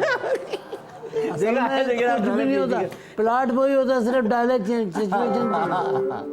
1991 में उमर शरीफ साहब पहली मरतबा भारत गए और उस वक्त ये अपनी मकबूलियत के उरूज पर थे। पड़ोसी मुल्क में इनकी शोहरत के डंके बहुत बज रहे थे और वहाँ पर कोई बतौर हिदायतकार 9 फिल्मों के लिए इनकी खिदमत हासिल की गई। तो मुंबई में अदाकारा फ़रा खान ने नहीं फ़रा नाज ने, अदाकारा फ़रा खान तो डांसर थी, अब तो वो डायरेक्टर बन गई है। तो फ़रा नाज ने इनको फ़ोन करके कहा कि भाई शाहरुख खान साहब जो है वो आपके बहुत बड़े बड़े ज़बरदस्त आपके बड़े बहुत फ़ैन हैं। अच्छा, उन्होंने कहा वो अच्छा, फ़रा ने खुद पहले अपने बारे में बताया कि एक ज़माने में वो डिप्रेशन का शिकार हो गई। पहले तो अपना बताया कि आप मेरे मुअल्लिज भी हैं कि मैं डिप्रेशन का शिकार हो गई थी। और फिर उनके ससुर जो अदाकार हैं दारा सिंह, वो उमर शरीफ की वीडियो कैसेट्स ले आते थे। ये फ़रा नाज वो है जो तबस्सुम हाशमी की बहन है, जिनको तब्बू कहते हैं, उनका असल नाम है तबस्सुम हाशमी। उनकी बहन है फ़रा नाज, अब आती नहीं है फिल्मों में। तो वो कह रही हैं कि ससुर लाते थे कैसेट्स, खुद भी देखते थे, उन्हें भी दिखाते थे। और फ़रा ये ड्रामे देखकर हंसते हंसते लोट पड़े। तब्बो तो साथ में आती थी, साथ आती होंगी ज़ाहिर है। तो वो हंसते हंसते लोटपोट हो जाते थे और यूँ रफ्ता रफ्ता डिप्रेशन की कैफियत से बाहर निकल आई। इजहार तशक्कुर के तौर पे फ़रा ने उमर शरीफ उनके साथियों के लिए बतौर ख़ास हैदराबादी पकवान बनवा कर होटल में भेजा। याद है आपको? याद है, बड़ी ज़बरदस्त दावत की। हाँ हाँ। फ़रा थैंक यू, अगर तुम देख रहे हो थैंक यू वेरी मच। अच्छा, उसके बाद फिर उमर शरीफ साहब ख्वाजा मोइनुद्दीन चिश्ती, हज़रत ख्वाजा गरीब नवाज अजमेरी रहमहुल्लाह, उनकी दरगाह पर हाज़िरी के लिए अजमेर शरीफ पहुँचे। लोगों ने वहाँ पर उमर शरीफ को पहचान लिया और उनका पीछे शुरू कर दिया। बड़ी उनमें खासी तादाद फ़कीरों की थी, वो भी उमर शरीफ के मद्दा निकले। और फिर पता चला कि अजमेर के, गौर से सुनिएगा, अजमेर के जो झोपड़ा होते हैं, जो कि ढाबे कहलाते हैं, वहाँ पर उमर शरीफ की कैसेट्स चला करती थी। वो सुन, अच्छा, दोनों कैसेट चलती थी, ऑडियो भी और वीडियो भी। मुंबई पहुंचकर उमर शरीफ साहब को माधुरी दीक्षित और सुभाष घाई से मिलने की बहुत ख्वाहिश हुई और जाहिर की माधुरी ने की थी। अच्छा, उसके बाद माधुरी को पता, हाँ बिल्कुल सही कह रहे हैं आप, क्योंकि मुझे ये बात याद आई है कि माधुरी ने इनको खुद फ़ोन करके कहा था मैं आपसे मिलना चाहती हूँ। चलो से मुलाकात हो गई। सुभाष घाई साहब ने उमर शरीफ को अपने घर पर मदऊ किया। कई फ़नकारों को मुतारिफ़ कराया उमर शरीफ ने, मैं नाम लेना चाहूँगा उनका, शायद वो देख रहे हो तो उन्हें ये बात भी हो कि गुलकारी में शाजिया मंजूर को मुतारिफ़ कराया, जावेद शेख को स्टेज ड्रामों में लेकर आए, शेख साहब को, शकील सिद्दीकी को, सलीम आफरीदी को, जाकिर मस्ताना को, सिकंदर सनम, अल्लाह ताला गरीक़ रहमत करे, कई लोग हैं। बस एक बात कहना चाहूँगा, सबसे बहुत मोहब्बत करता हूँ, उस्ताद को कभी भूलना मत, कभी मत भूलना। उसकी वजह मैं बता दूँ, बहुत से लोग आप लोग भूल गए हो, उस्ताद को नहीं, मैं एक वजह बताएं और सुन लीजिएगा वजह। जलालुद्दीन रूमी को तो जानते ही होंगे आप। मौलाना जलालुद्दीन रूमी ने मसनवी मौलाना मानवी में लिखा है कि एक आदमी को मैंने देखा कि वो लोहे का चरखा जिसमें कांटे निकले हुए थे वो उछालता था और एकदम मुंह खोलता था और सीधा उसके मुंह में आ जाता था और वो अंदर पहुंच जाता था और ज़ख्मी नहीं होता था, क्योंकि मुंह पे लगता तो ज़ख्मी हो जाता। मैं देखता रहा, मैं उसके पास गया और मैंने उससे पूछा कि कहाँ से सीखा। उसने कहा खुद से आया है। तो मौलाना मुस्कुराया, उन्होंने कहा अच्छा अब की करके दिखाओ, तो उसने दोबारा वो उछाला और इस बार सीधा आके मुंह पे लगा। तो मौलाना रूम ने पूछा अब बताओ कैसे सीखा है। तो ये फला सीखा था। कह रहे पहले बता देते तो मुंह पे नहीं लगता। इसलिए मैं ये कहूँगा कि जिससे सीखे उसकी इज्जत करो, ना मुंह पे लगेगा आगे, और कुछ नहीं होगा।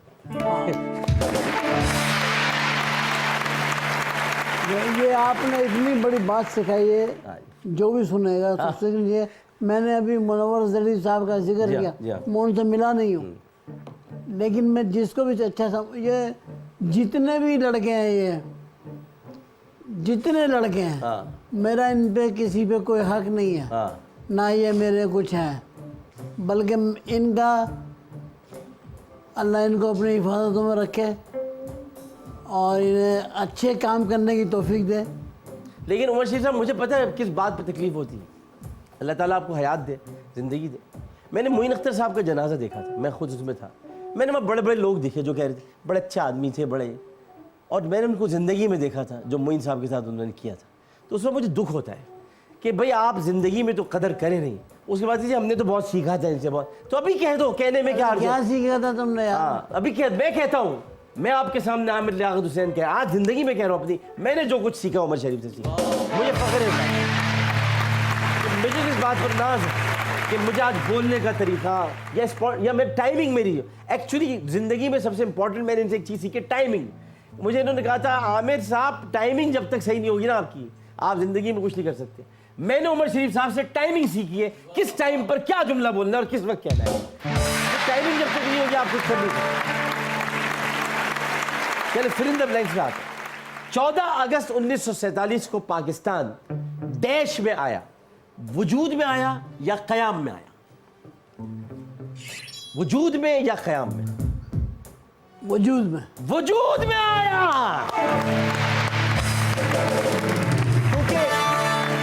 क्योंकि पाकिस्तान तो उसी दिन कायम हो गया था जिस दिन सर सैयद अहमद खान ने दो कौमी नजरिया पेश किया था।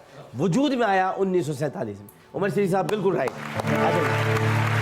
अगर खुदा न ख्वास्ता पाकिस्तान का क़याम अमल में ना आता तो दुनिया में हमारी कोई डैश नहीं होती, शनाख्त या पहचान?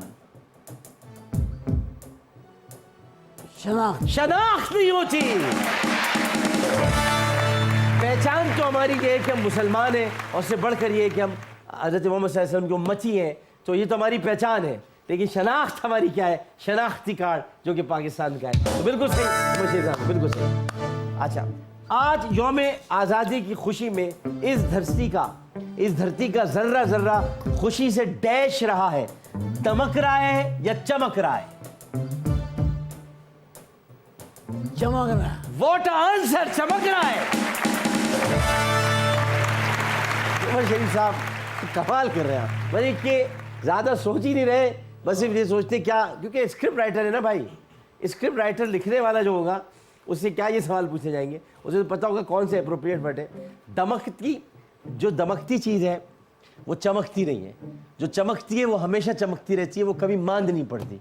तो जब हम कहते हैं कि ज़र्रा ज़र्रा चमक रहा है तो इसका मतलब वो कभी मांद नहीं पड़ेगी, ज़्यादा चमक बिल्कुल सही है। पाकिस्तान हमें यूं ही हासिल नहीं हुआ, बल्कि ये लाखों मुसलमानों की डैश का समर है, दुआओं का या कुर्बानियों का? कुर्बानियों का समर है। वाह वाह वाह। दुआएं तो उस वक्त भी मांगी जा रही थी जब फिरौन बच्चों को कत्ल करा रहा था, दुआएं तो उस वक्त भी मांगी जा रही थी जब नमरूद बच्चों को कत्ल करा रहा था, लेकिन असल कुर्बानियाँ जब उस घर की तरफ आईं जहाँ अंबिया की पैदाइश होने वाली थी, तो वहाँ से अल्लाह ताला ने उन कुर्बानियों को कबूल किया। चाहे वो हज़रत मूसा के घर में फ़िरौन के फ़ौजी पहुँचे हों और उनकी अहलिया यानी जो कि हज़रत आसिया तक पहुँचने के लिए उनकी वालिदा ने हज़रत मूसा की एक बास्केट में डालकर, एक टोकरी में डालकर बच्चे को बहा दिया हो। कुर्बानी असल इसको कहते हैं। ये कुर्बानी वहाँ पहुँची उस महल तक हज़रत मूसा अलैहिस्सलाम। तो इसका मतलब ये है कि कुर्बानियाँ किसी चीज़ को मारे से वजूद में लाती हैं, दुआएं तो की जाती हैं और कुर्बानियाँ उनका हासिल होती हैं। कायद-ए-आज़म मोहम्मद अली जिन्ना की डैश क़यादत की बदौलत बर-ए-सग़ीर के मुसलमानों को अलहदा वतन की नेमत हासिल की। मुदब्बिराना या दिलेराना क़यादत? मुदब्बिराना।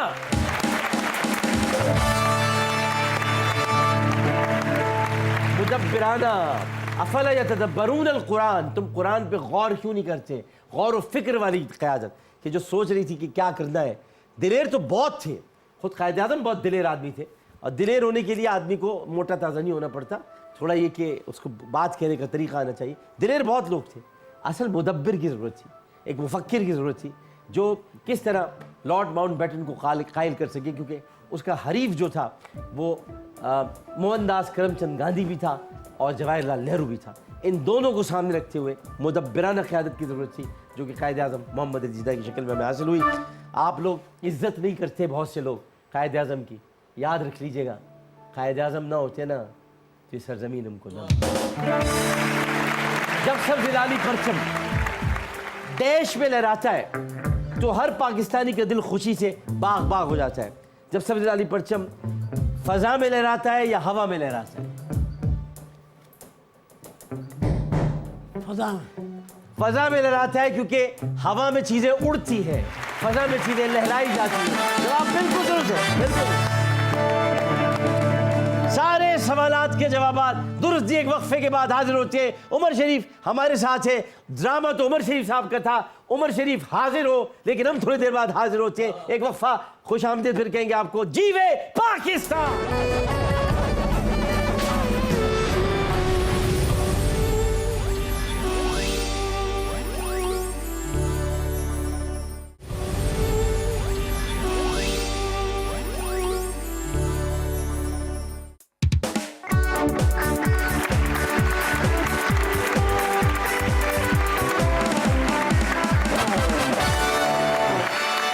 एक मरतबा फिर हाजिर खिदमत हैं जीवे पाकिस्तान उमर शरीफ के साथ। और जीवे पाकिस्तान उमर शरीफ के साथ कितना अच्छा लग रहा है कि पाकिस्तान हमेशा जिए उमर शरीफ के साथ, और उमर शरीफ हमेशा कोई नहीं जी सकता। ज़ाहिर है कि ज़िंदगी एक ऐसी तल्ख़ हकीकत है कि उसके सामने मौत खड़ी रहती है। ज़िंदगी कभी वफ़ा नहीं करती, मौत हमेशा वफ़ा करती है। उसकी वजह ये कि इंसान को अल्लाह ताला ने इस दुनिया में कुछ दिनों के लिए भेजा है, कुछ मोहलत के लिए। असल ज़िंदगी तो उसके बाद शुरू होती है। हमने इसको ज़िंदगी समझा हुआ, ज़िंदगी तो अभी आएगी, ज़िंदगी अभी आई कहाँ है। लेकिन उमर शरीफ साहब का साया अल्लाह ताला हम पर तादेर सलामत रखे।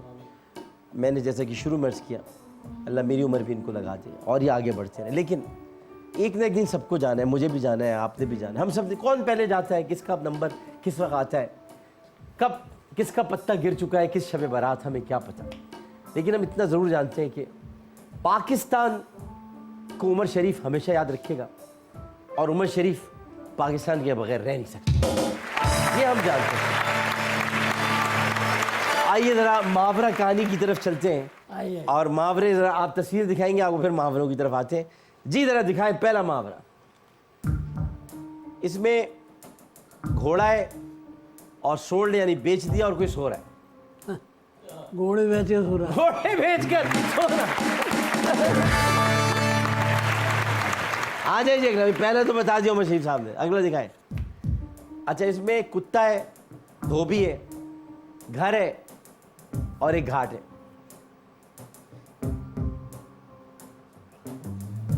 घर बन गया, बना रहे, बन गया है। घर का ना घाट का। हाँ, धोबी आगे का बोलना नहीं चाह रहे ये, मुझे पता है शुरू का बोलना ये खुद नहीं चाह रहे, तो वो सही बात है, नहीं बोलना चाहिए। घर का ना घाट का। घर का ना घाट। अच्छा, ये आप तीसरा दिखा दीजिए। अच्छा, एक तो ये कि गुस्सा इतना ज़्यादा हुआ है कि मतलब ये कि वो अगला कह रहा है कि जैसे कि बाहर हो गए आप किसी चीज़ से।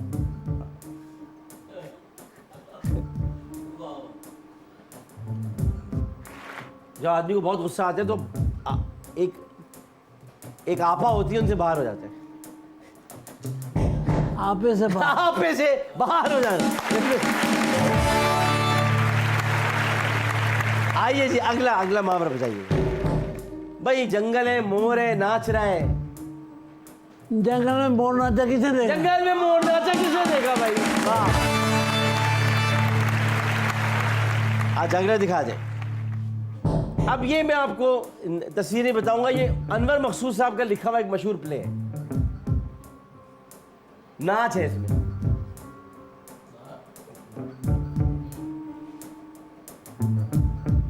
आंगन थोड़ा सा टेढ़ा है, नाच ना जाने आंगन टेढ़ा। नाच ना जाने आंगन टेढ़ा। आंगन टेढ़ा अनवर मखसूद साहब ने लिखा था और बड़ा मशहूर था। हाँ, आंगन टेढ़ा। चले अब आ जाते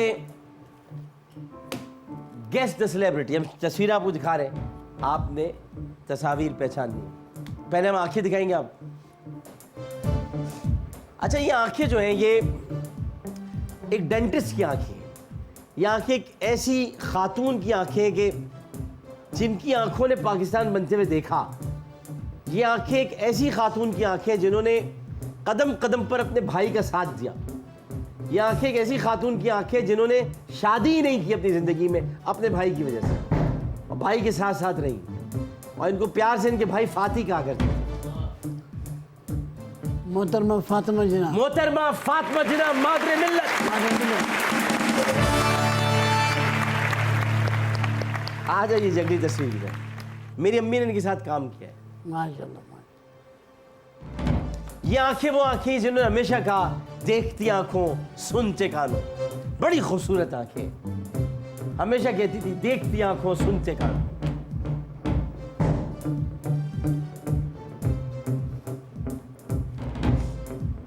और आखिर में नारा लगाती थी आंखें पाकिस्तान जिंदाबाद। तारिक अजीज साहब। तारिक अजीज। ये एक ऐसी तस्वीर हो गई तारिक अजीज साहब की कि ये मेरे शो में आए थे, तब से ये तस्वीर हर जगह पर, ये लाल कोट इन्होंने पहना था और ये किसी भी टेलीविज़न शो पर मजाक रात से पहले ये आखिरी उनका शो था जो आए थे और बहुत सारी इन्होंने बातें की थी तारिक अजीज साहब। अल्लाह ताला ने गरीब, बड़े प्यारे आदमी थे, बहुत प्यारे। अच्छा, जिस तरह आपने मेरे लिए कहा कि मेरा जो कुछ लिखा हुआ है सब आपका, इसी तरह ये कहकर गए थे कि हमसा ना हो कोई तो हम जैसा तो हो, तो ये मुझे बहुत बड़ा एजाज़ है मिलने के कह करके।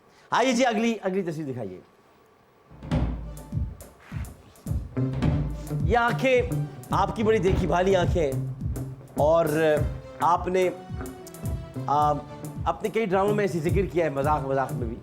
और उसके अलावा ये आंखें बड़ी पाकिस्तान की मशहूर आंखें हैं। अब ये आंखें अमेरिका शिफ्ट हो गई हैं, इनकी एक डॉक्टर से शादी हो गई तो अमेरिका चली गई। और जब आप अमेरिका जाते हैं तो वर्जीनिया में आपके शोज़ में आती हैं।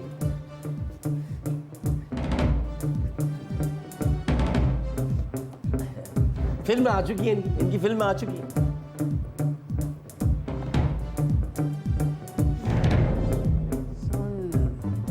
ये है, अच्छा, इनके आखिर में नाम ऐसा है इनके को आपको माँ कहना पड़ेगा। सलमा नहीं, वर्जीनिया में सलमा कहाँ, सलमा जफर।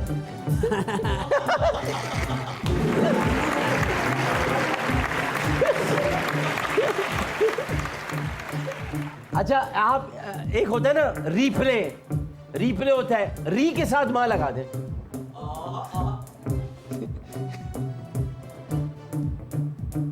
री के साथ माँ लगाए। मेरी तो कुर्सी नीचे हो जा रही है बार बार।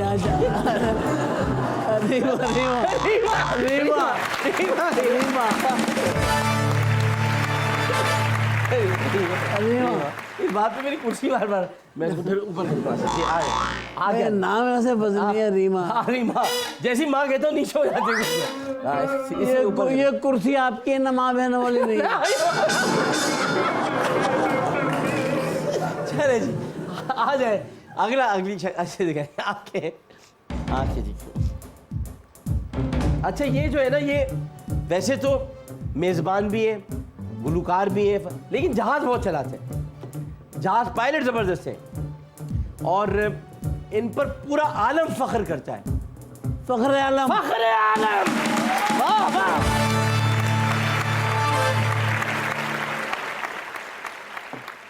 और अब जो आंखें आ रही हैं आखिरी बार, आपके माँ को अंधा नहीं है।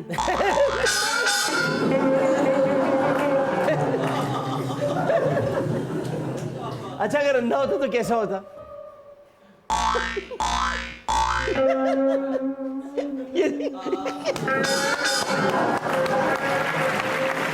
उमर शरीफ यार।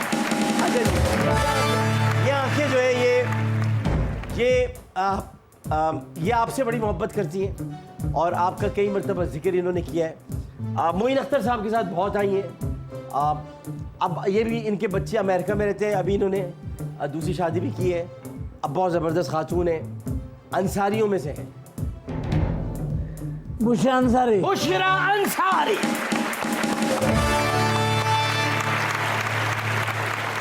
भाई ज़बरदस्त। उमर शरीफ साहब कमाल कर दिया, बहुत यार, बहुत। और आपकी बहुत मोहब्बत करती हैं, आपसे बहुत। मैं 2-3 मरतबा प्रोग्राम में आपका बहुत जिक्र किया। अब ज़रा हम आखिरी सेगमेंट की तरफ बढ़ेंगे। उमर शरीफ साहब को आप वहीं बैठिएगा, ऐसे कि ये है एक्चुअली सेंसेशनल मोमेंट, सेंसेशन की तरफ से। तो दो चार बातें आपसे और कर लें। मैं एक बात आपको और बताना चाहूँगा कि जो बड़ी अहम बात है कि मिस्टर 420 उसका मैं जिक्र करना चाहूँगा। उसकी वजह है कि मिस्टर 420 ये हिदायतकार और मुसन्निफ़ की हैसियत से ये इनकी पहली फिल्म थी। इस फिल्म में 3 उमर शरीफ थे। अच्छा, 3 उमर शरीफ इस तरह से थे कि 3 मुख्तलिफ किरदार इन्होंने बड़ी महारत से अदा किए। एक ख़ास तौर पर किरदार था जो जंगलों में रहता है बंदरों की तरह, और उस किरदार को बहुत सराहा गया। अपनी पहली फिल्म में उन्होंने 2 नेशनल अवार्ड हासिल किए और फिर उसके बाद बेहतरीन राइटर, बेहतरीन डायरेक्टर का अवार्ड भी उन्होंने हासिल किया।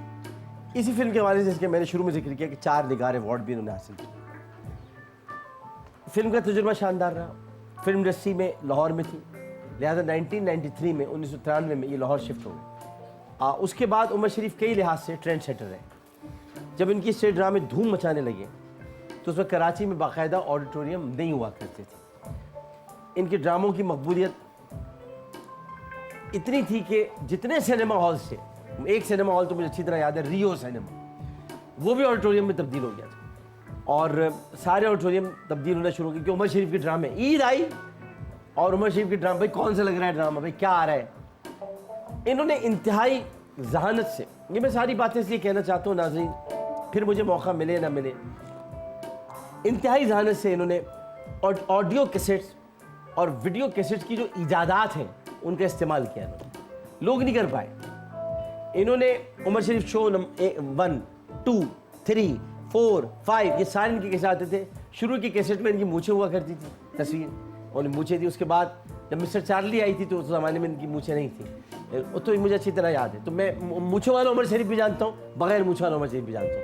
तो मैंने वो सारे कैसेट सुना और वो कैसेट शुरू में आप सुने, ऐसी ऐसी उसमें आपको लताइफ मिलेंगे जो आज भी इंडिया में, आज मैं बता रहा हूँ पता नहीं किस ज़माने की बात, आज इंडिया में वो सारे लतीफ़े जॉनी लीवर अपनी फिल्मों के अंदर इस्तेमाल कर रहा है।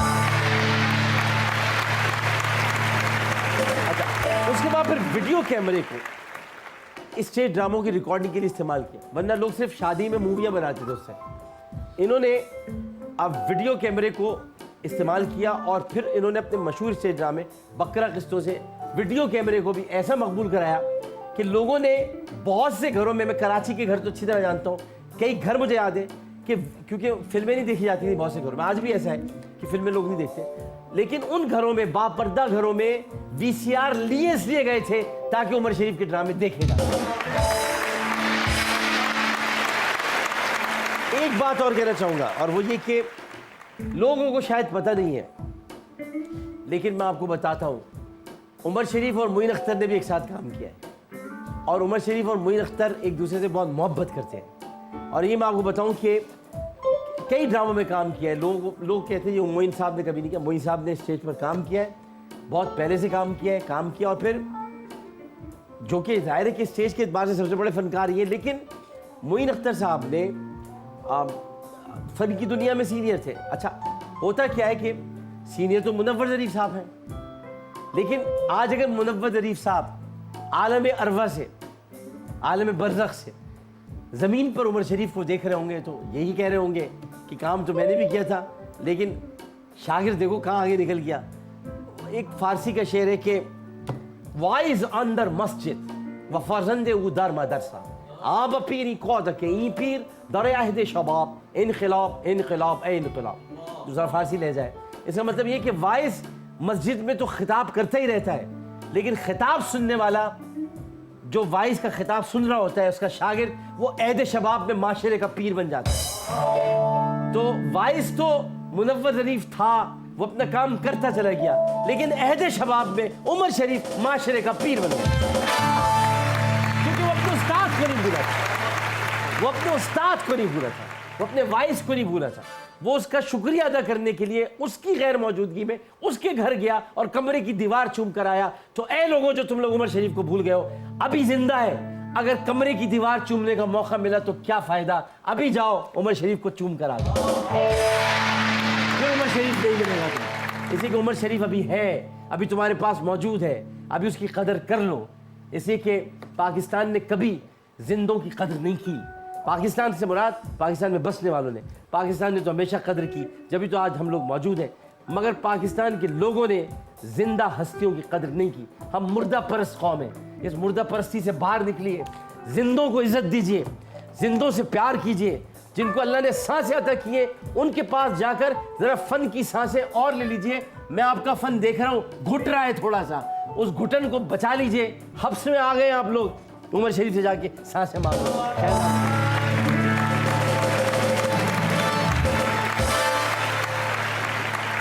तो अब सेंसेशन मोमेंट है, और सेंसेशन मैं असल में उमर भाई मुझे बड़ा बुरा लगता है, क्योंकि मैं बचपन से आपके ड्रामे देख रहा हूँ। मेरा तो बचपन ही कहलाएगा ना वो। मैंने उन लोगों को देखा है जो आज बने आपके ड्रामों से, और मैं देखता हूँ कि वो अब नज़र नहीं आते। इसलिए मैं चाहता हूँ कि देखिए, शायद कि तेरे दिल में उतर जाए मेरी बात, शायद कोई समझ जाए इस बात को, क्योंकि अभी तो आप हैं। उसके बाद बुरा लगेगा, क्योंकि हम सब ने जाना है, जब एक दिन आप नहीं होंगे तो वहाँ कोई फूट फूट के रो रहा होगा, उमर भाई बड़े अच्छे थे। उमर भाई ज़िंदगी में क्या किया फिर तुमने, पूछा क्यों? अच्छा ये बताइए, टॉक शो या स्टेज शो? जल्दी से बता रहे। Talk show. Talk show. Karachi या लाहौर? कराची। कराची। शकील सिद्दीकी या सिकंदर सनम? सिकंदर साहब। चाय या कॉफी? चाय। स्टेज या टेलीविजन? स्टेज। सलमा जफर या जरीन गजल?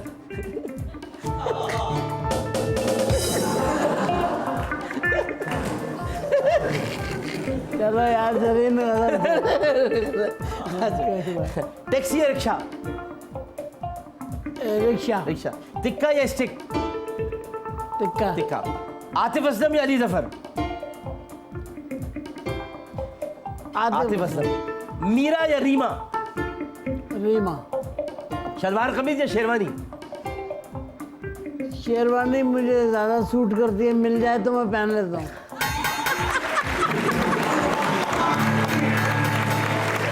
और पहनी भी है जब ये यहाँ सिंध में सूबाई वजीर थे, उस वक्त इन्होंने शेरवानी ही पहनी थी। कॉमेडी या रोमांस? कॉमेडी। घर का खाना या बाहर का खाना? घर का। जलेबी या गुलाब जामुन? जलेबी। नूरजहां या मेहदी हसन? मेहदी हसन। भाई वाह, मेहदी हसन, जबरदस्त, सारे काम हो गए। बहुत बहुत शुक्रिया उमर शरीफ साहब आपका, आप तशरीफ लाए। मैं इन आखिरी लम्हात में प्रोग्राम के अल्लाह ताला की हुजूर दुआ गो कि अल्लाह ताला आपको सेहत दे, तंदुरुस्ती दे, आमीन। और जान को दे, दुनिया में जो भी बीमार है उन सबको सेहत दे। हाँ बिल्कुल बिल्कुल। और जरीन भाभी के साथ और हमारी लाहौर में भाभी हैं, दोनों के साथ आप खुश खुर्रम रहें। आपको बड़ा प्यारा बेटा है जवाद, अल्लाह ताला उसे सेहत दे, तंदुरुस्ती दे। आमीन आमीन। और सबसे बढ़कर ये कि आप हमारे साथ रहें, हम आपके साए में पलते रहें, परवान चढ़ते रहें। हम आपसे भी और सीखना चाहते हैं, हम आपसे भी बहुत कुछ जानना चाहते हैं। हमें ऐसा मौका मिले कि हम आपके पास आए, आकर बैठें, और बस हम कहें उमर भाई आप बोलते रहें, हमें सिर्फ सुनना है। जैसे कि उस वक्त अली अली हो रहा था शुरू में, और हम चुपचाप आपको बैठे हुए सुन रहे थे। हम देख रहे थे कि ये शख्स किस तरह से मोहब्बतों को आगे लेकर बढ़ रहा है। पाकिस्तान के लिए कोई पैगाम आज के दिन आप देना चाहें, पाकिस्तानियों के लिए, पाकिस्तान के लिए? ये कैमरा आपके सामने मौजूद है। मैं पाकिस्तान की ख़वातीन से मुखातिब हूँ, अपनी माँओं बहनों से, बेटियों से, बच्चियों से, कि तुम लोग एक नस्ल की जिम्मेदार हो, तुम एक नस्ल की जिम्मेदार हो, एक नस्ल की तुम जिम्मेदार हो, उसकी जिम्मेदारी उठा लो।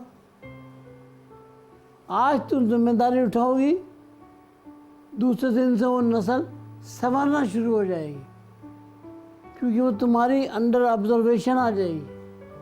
अब अगर तुम आज उस पर से नज़र हटा लो, वो बच्चे वो नहीं रहेंगे, वो अपना मतलब भूल जाएंगे। अपना मतलब उनको याद कराओ, उन्हें याद दिलाओ कि तुम इस घर के बच्चे हो, और इस घर का पूरी दुनिया में निकाल के लाना है। तुमने बताना है कि इस घर के अंदर एक जिम्मेदार माँ रहती है, जिन्हें इन बच्चों का एहसास है, जो इन बच्चों को एक मुकाम पे चाहती है। और इस घर से जितने बच्चे सुबह निकलते हैं, वो इल्म की तलाश में निकलते हैं, कि इल्म ही हमारा सबसे बड़ा हथियार है। और होगा। इल्म, सिर्फ इल्म, इल्म हासिल करो। ये ऐन जो है ना, ऐन, ये बड़ा उम्दा लफ्ज है। इल्म, इल्म हासिल करो वाह। और इल्म सिखाओ, इल्म अपनाओ, इल्म फैलाओ। इल्म के अंदर ही सारी दुनिया है, इल्म में ही हर चीज है। इल्म में करो, बहुत। ये करके दिखाओ। और इसको यूं मुकम्मल कर देते हैं कि इल्म वल फज्र की तनवीर जहाँ ताब का नाम, इल्म वल लैल की खुशबू में बसाई भी शाम, काबा कौसैन की मंजिल यही सर करता है, एक लम्हे में ये सदियों का सफ़र करता है। इल्म तालिब को तलब से भी सिवा देता है, जहल इंसान को बूझहल बना देता है। सर बिस्तर हो तो ये हक़ का वली होता है, करबला हो तो हुसैन इब्न अली होता है। सुभान अल्लाह। इसी पर ख़त्म करते हैं पाकिस्तान की खूबसूरत शाम, जो कि पाकिस्तान की शाम कभी ख़त्म नहीं होगी, लेकिन हमारे जीवे पाकिस्तान की खूबसूरत शाम उमर शरीफ के साथ एक ज़ोरदार नारे के साथ, जीवे पाकिस्तान।